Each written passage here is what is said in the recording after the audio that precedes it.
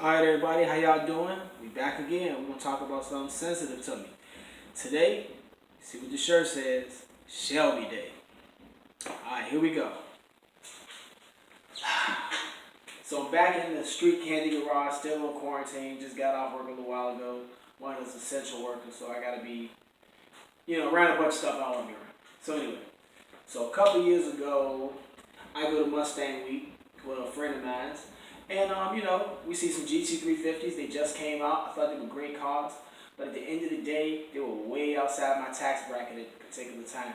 So I couldn't afford one. Make a long story short. So we fast forward like 3, 4 years. I meet a guy online, and he says he'll let me drive his GT350 at a local car meet here at Cars and Coffee in Richmond, Virginia. So I'm able to go out there and meet the guy. Love the car. Blah blah blah blah blah. And he takes me for a drive in it. I don't beat the hell out of his car because it's his car, but I do drive it enough to get the idea of what exactly the car had to offer. Sometimes when I'm test driving a car, I don't like to get in like I'm 16 years old and just bang all the way through the gears and drive the car like I've never driven a car before. Sometimes I actually want to get the feel and hear the car and see how the car reacts. And actually drive it like a real car, even though I know when it's mine, I'm probably going to beat the hell out of it from time to time, just like I do this one. So anyway, I drive the car, it's fine. He takes me for a drive in it. He beats the car to death in front of me, and I'm blown away. It's one of the best cars I've ever driven in my entire life, if not the best car I have ever driven in my entire life. Just from the sound, the reaction, and the car itself is just phenomenal. It's the most driver connected car through the steering wheel that I've probably ever driven in my entire life in a modern day area. I like the car because it's modern, but it does have old school feel with analog gauges and your 6-speed shifter, which is going away. So anyway, here we go. Here's the problem. If I drive the car and I like the car so much that I want to go to a dealership and look at one again to pretty much look at one with my wife and just kind of get the idea of more of the finance and everything. So I go to I won't name the dealership, but I go to the dealership that's here in Richmond, Virginia, and it's a Ford dealership, and I go there and we get out, we look at the car, it's a trade-in, it's black, I like it, and none of the car dealers would come out there and even open the car for me. So I walk around the car till they get annoyed, and I guess the sales manager makes them come out there and do their job. They send the worst salesman that just got hired out there to open the car, and he tells me the only reason why he's out there is because his supervisor told him that they were going to fire him if he didn't at least approach a customer that day.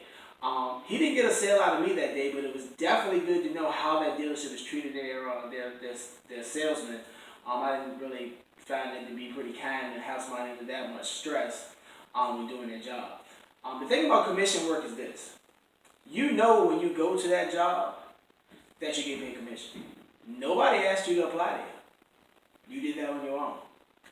They hired you. They told you what the pay was. You still stayed. You still signed the paperwork to be employed there. So that means under contract, you are supposed to do your job to the fullest. And this is speaking from somebody who has sold cars before. At more than one dealership, at more than one time in my life, through my 20s, into maybe a small bit of my 30s. Maybe a tiny bit into my 30s. But anyway, I'm almost 40 years old. Let me understand something.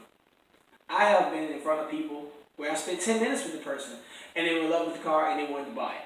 I've spent days talking to a person, off and on, pulling credit, all type of issues, and they didn't buy anything from me. I've seen guys walk up with jogging pants and great credit.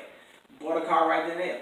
I did a test drive with a guy one time who wanted a 350Z, dressed in a complete suit, took him on a test drive and everything. Guess what? Credit was horrible. He had no money. He was so broke he couldn't even afford to pay attention. He was really, really broke. He was broker than me at the time, and I was like in my 20s. He was older than me. He was getting horrible credit. It was a waste of my time.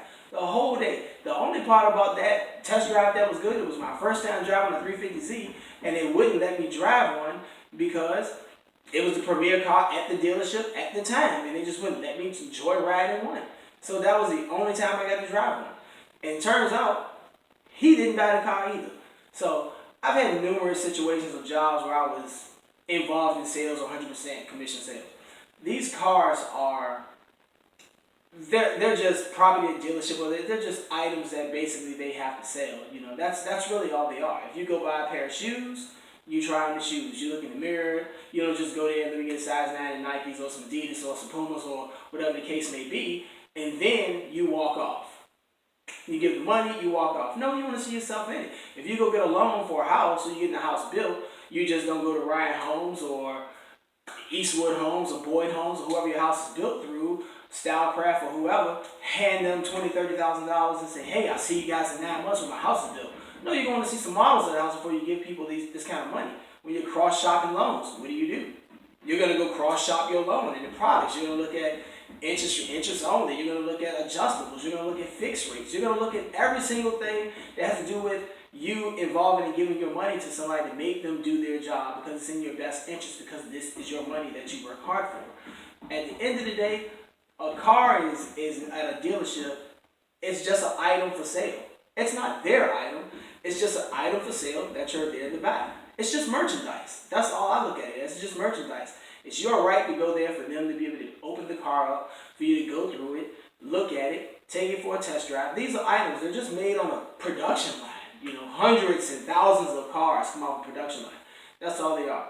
But a lot of times you go to dealerships, you're made to feel discouraged. So the number one time people are at a dealership, it's usually when the dealership's closed, because people can't go there and look at cars and feel free enough. It's discouraging when you go there. The first thing they're doing is asking prying questions. What's the biggest surprise? Who is it there for? Who are you buying the car for today? You know, what's your credit score? Can I get your telephone number? Stay right here, let me get you a soda. Nobody wants to go through all that type of stuff. To me, I feel that that's the most discouraging thing you can go through in the car buying process. I honestly feel like that discourages a lot of people from going to dealerships. And for me, that's what discouraged me from the GT350 search. I even went to a dealership one time where I disclosed where I worked at and how much money I made, and I actually went alone, this time without my wife. I got in the GT350. At the time, that one was a little bit out of my price range, but I still was interested because they had another one, another dealership that was in my price range. And I was led to believe they would let me drive it. I drove the car, was on the test drive, and we went around the block. Literally around the block. And the salesman says, hey, make a turn right here, and you can really open it up. Not that I was interested in opening it up. Again, I just wanted to drive the car. I wasn't interested in dogging this car. So I make a turn, I go to second gear, and guess what? We're at a stop sign, and the dealership, again, is another right-hand turn. I parked the car immediately. I didn't be a jerk. I shook his hand. I was very professional. I got my license back, and I left. You know, it was the most horrible experience that I've ever had on a car that I was really interested in. But to me, that's been the ultimate bad experience with buying a GT350. The car is such a top-tier car that you're probably not going to get a test drive in one of these cars unless you are really, really serious.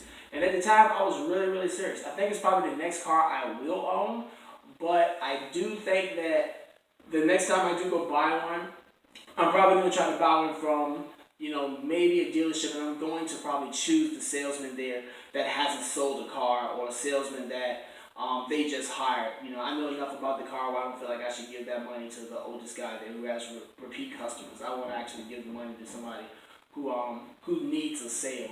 But that was the worst situation I've ever been in as far as buying a car is concerned. I bought brand new before. I bought slightly used before. I bought 2 years old before.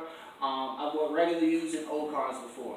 But that's probably the worst situation I've ever been in buying a car. I've been to more than one Ford dealership, and every time I go there, like I say, I don't know what it is. I'm treated horrible whether I go by myself or whether I go with my wife. Every single time I went, it's horrible experiences going to dealerships when you're trying to buy a car. I don't know if it's because I look young. I'm almost 40 years old.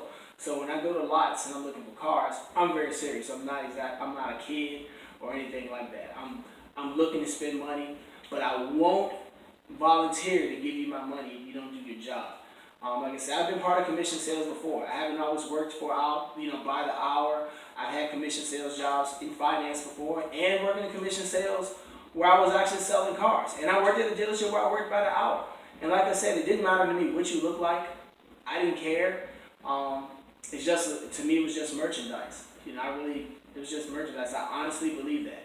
So that was kind of my experience. But as far as the GT350, it's the best car I've ever driven, but it's the worst car that I've ever chased in my entire life. It's the most addictive feeling that I've ever had in driving a car, and the process to buy one has been the most horrible thing I've ever been through, as far as getting more used to driving the car, or more used to being actually in one for a long period of time. So to me, I think that's it's the worst car I've ever had to look for. It's not like a Honda Accord or a Camry or something like that. It seems like the next time I go to have to purchase something like that, I'm actually probably gonna have cash on me or something, and prove to the person that I'm there to buy the car that day. I can't just treat it like merchandise like I want. But this has been episode 1 of just small little car stories of things that I've been through in my life with tons of bad cars. I probably bought 30 cars in my entire life, if not a little more. But yeah, I just wanted to share that experience. Maybe you guys have some experiences that you went through on high-end cars that maybe you're searching out, or maybe the next car that you're interested in buying of some sort. Porsche, Lambo, Ferrari, whatever it is, Viper, ACR, could be anything. To me, that was a top 10 car that I feel like I'm ready to afford at this level in my life. So just wanted to share that experience. Hopefully, one day in the next year or whatever it be, that I choose to go out and look for one more seriously, maybe that situation will turn out maybe a little more positive. But until then, we'll see. Shall be it is. Take care. Bye.